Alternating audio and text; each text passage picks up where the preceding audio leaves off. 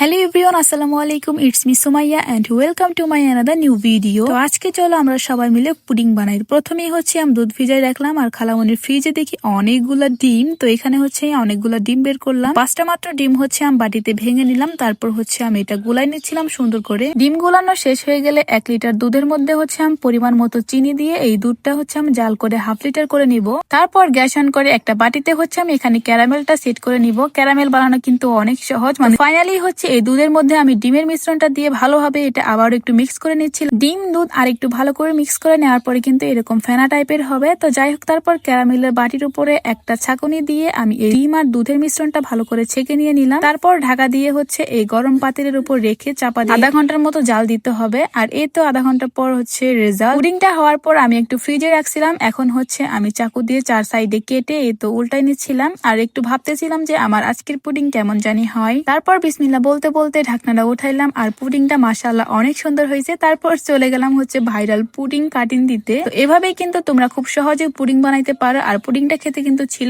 অনেক মজা।